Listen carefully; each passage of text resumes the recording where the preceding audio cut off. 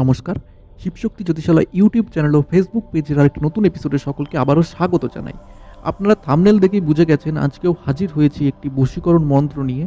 এটি কিন্তু হনুমানের সাবর মন্ত্র এবং খুবই শক্তিশালী কিন্তু এই মন্ত্রটি, এবং খুবই শীঘ্রতার সাথে খুবই ভালো পরিণাম কিন্তু এটি দিয়ে থাকে।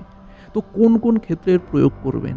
এটি কিন্তু অবশ্যই বৈধ কাজে, অবৈধ কাজে কিন্তু ভুল করেও কিন্তু এর প্রয়োগ করতে যাবেন না।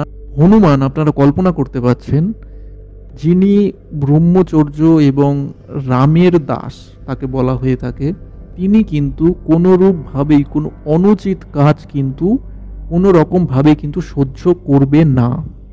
তাই এটি প্রয়োগ করার পূর্বে কিন্তু হাজারবার ভাববেন, প্রয়োগ করে ফেললে আর ভাবার কোনো দরকার নেই। তখন প্রয়োগ যে করেছেন তার ভাবার দায়িত্ব কি করে সম্পূর্ণ হবে। তাই অবশ্যই কিন্তু ভালো কাজে, আপনার যদি উদ্দেশ্য ঠিক হয় তবেই কিন্তু এর প্রয়োগ করবেন। যদি স্বামী স্ত্রীর মধ্যে ঝগড়া রয়েছে, করুন, কোনো অসুবিধা নেই। স্ত্রী দেখা যাচ্ছে স্বামীকে ভুলে শ্বশুরবাড়িতে চলে গেছে, আসতে চাইছে না বা বারে বারে চলে যাচ্ছে, সেখানে প্রয়োগ করুন। কোনো অবৈধ সম্পর্কে জড়িয়ে গেছে, সেখানে প্রয়োগ করুন। বা স্বামী বিদেশে চলে গেছে, বাড়িতে আসছে না, সেখানে প্রয়োগ করুন।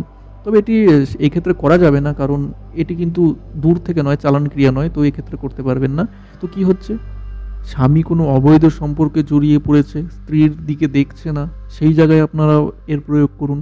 তো এইসব ক্ষেত্রে কিন্তু ম্যাজিকের মতো ফল পাবেন। করতে দেরি আপনার, কিন্তু এর ফল পেতে দেরি নেই। তো প্রথমে কিন্তু এই মন্ত্রটিকে আপনাকে জাগিয়ে নিতে হবে। একবার জাগিয়ে নিলে আপনি চিরকাল কিন্তু এর প্রয়োগ করতে পারবেন। তো সবার প্রথমে মন্ত্রটি দেখে নেব।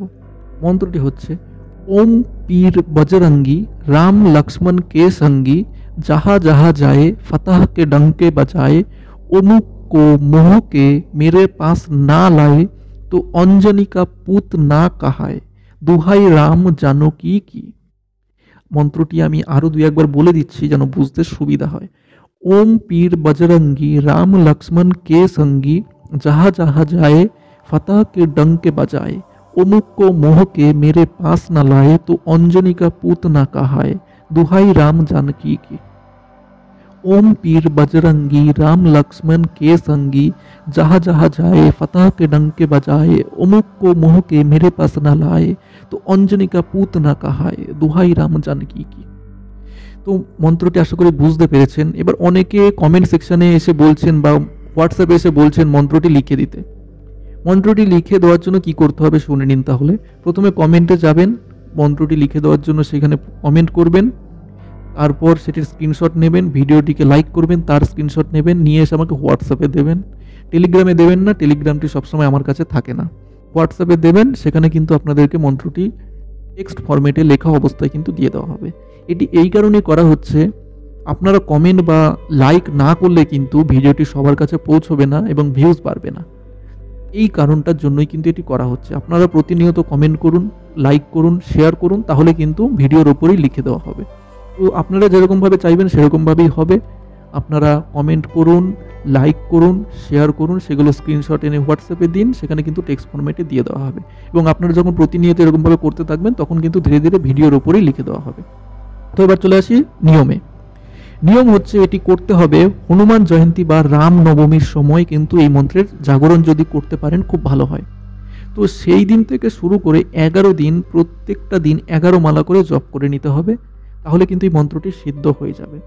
এবার মন্ত্রটি সিদ্ধ করার সময় কি করতে হবে, হনুমানজির উদ্দেশ্যে আপনি লাড্ডু এবং ছোলা দিতে পারেন। লাড্ডু ছোলা কিন্তু হনুমানজি খুব পছন্দ করে। এবং লাল বস্ত্র পরে আপনি জপ করবেন, পূর্ব দিকে বা ঈশান কোণে বা উত্তর দিকে মুখ করে জপ করবেন। এবং হনুমানজির একটি চিত্র, সঙ্গে রাম সীতা লক্ষ্মণ একসঙ্গে রয়েছে সেরকম একটি চিত্র পাশাপাশি রেখে তাদের পুজো করে তারপর করবেন। এবং এই মন্ত্রটি জপ করার আগে জয় সীতারাম এই নামটি অবশ্যই কিন্তু 108 বার নেবেন, তাহলে কিন্তু খুব সুন্দর কাজ হবে এবং খুব পাওয়ারফুলভাবে কাজ করবে মন্ত্রটি। যখনই হনুমানের কোনো প্রয়োগ করবেন বা হনুমানজির সাহায্য প্রার্থনা করবেন, তখন যদি জয় সীতারাম এই মন্ত্রটি প্রার্থনা করে নেন, তাহলে কিন্তু সে কাজ করে খুব তাড়াতাড়ি। আপনি বলতে অপেক্ষা নেই, সে কাজ করে দেবে, আপনাকে সাহায্য করবে। তো অবশ্যই কিন্তু এভাবে করুন, আপনারা কিন্তু অবশ্যই কিন্তু 100% ফল পাবেন। এবার যখন আপনি এর প্রয়োগ করবেন তখন কি করবেন, প্রয়োগের সময় দুধ দিয়ে বানানো যে কোনো কিছু কিন্তু জিনিসের ওপর যদি আপনি 11 বার মন্ত্রটি পড়ে তাকে খাইয়ে দেন, তাহলে কিন্তু সে কিন্তু বশীভূত হয়ে যাবে, যার নাম নিয়ে করবেন তার দিকে। এখানে অমুক যেখানে আছে সেখানে কিন্তু যাকে বশীকরণ করবেন তার নাম নেবেন, এবং মেরে পাস না লাই এখানে আছে না, এখানে মেরের জায়গায় যার কাছে আনতে হবে তার নাম এখানে নিয়ে মন্ত্রটি পড়বেন। অর্থাৎ অমুক যেখানে রয়েছে যাকে বশীভূত করবেন তার নাম, আর মেরের জায়গায় যার জন্য বশীভূত করবেন তার নাম। যদি নিজের জন্য করেন তাহলে মেরেই থাকবে, অন্যের জন্য করলে তার নামটা চলে আসবে। তো আশা করি বুঝতে পেরেছেন। যদি বুঝতে না পারেন হোয়াটসঅ্যাপে নক করবেন, টেলিগ্রামে নক করবেন না। টেলিগ্রামে শুধুমাত্র অ্যাপয়েন্টমেন্ট নেওয়ার জন্য নক করবেন। বুঝতে অসুবিধা হলে হোয়াটসঅ্যাপে নক করবেন, টেলিগ্রামে নয়। আশা করি বোঝাতে পেরেছি। তো আশা করি এপিসোডটি ভালো লেগেছে। যদি ভালো লাগে অবশ্যই লাইক শেয়ার করবেন, সাবস্ক্রাইব করবেন যদি নতুন আপনি হয়ে থাকেন আমাদের চ্যানেলে। দেখা হবে আরেকটি নতুন এপিসোডে, ততক্ষণ ভালো থাকবেন। নমস্কার।